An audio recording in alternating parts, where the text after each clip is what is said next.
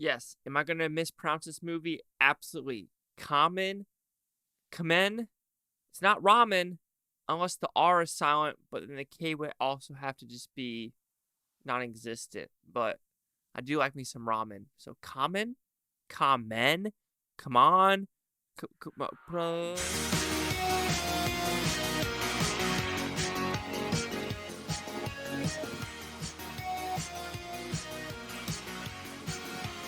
Chase Hideaki here at the Blue Futon reviewing Shin Kamen Rider. Common, come on.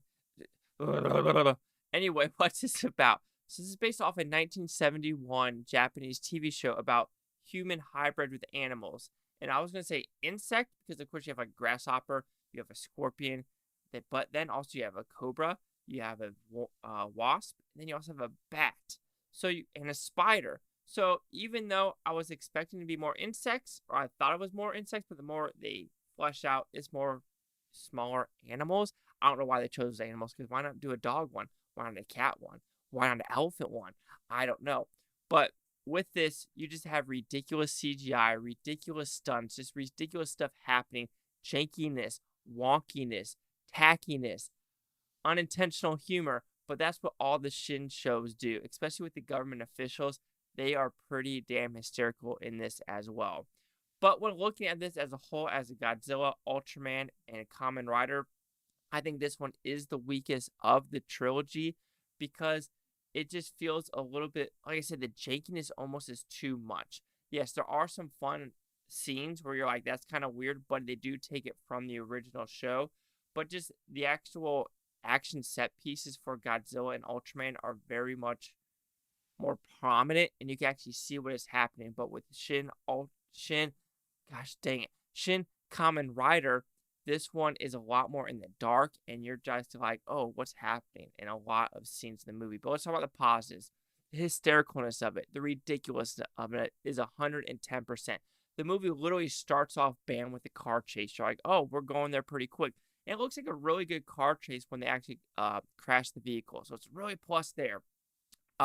But yeah, the ridiculousness. I mean, you are going in bombastically knowing you're about to be in a wild ride because you're just like, what is going on? Because if you know nothing about the source material, you're like, why are people jumping up in the air like that? Why are they jumping like that? Why are they doing this? Why are they doing that? And it kind of explains at the very end after the credits of like showing the opening of the TV show. So I thought that was a really cool thing to show, American audiences of what some of the Japanese people watched in the 70s. So that's really, really cool in my opinion. The tackiness and the jankiness. I mean, some of the editing and transitions were horrendous, but it felt like it was on purpose to match the TV show. That's what I'm completely guessing. But when I say some of them are so jarring, where you're just like, what is that transition or what is that edit? Like, it would just go boom to boom, boom to boom. And you're just like, what are we doing? So even though, and the audience laughs at that at the same time because they're like, what is going on? So it's kind of a fun thing to do. But as a movie watching experience, it can get a little bit jaunting. Is jaunting a word? Jarring. And jaunting, what am I trying to say? But yeah, but it could be a little jarring for the movie going experience. Like I said, it's hysterical. There are some moments where I don't know if it's intentionally funny or purposely funny, but there's some scenes where you're just laughing of the whole fight sequences and some of the dialogue and some of the camera movement. You're just like, this is ridiculous. I think the acting is pretty good overall for this style of movie. Like I said, I do think Shin Godzilla and Ultraman, even though that's a big difference, one's like 2016 in Ultraman, and this one came out in 2023. So there's a good 7-year difference between Godzilla. But without that, and if you didn't know this was based off a Japanese TV show, you probably would not be liking this movie whatsoever because the jankiness, the editing, the transitions, the fight sequences. Even though the fight sequences in the daytime are fun to watch, there's just one at the very end that almost felt like an Indian movie production.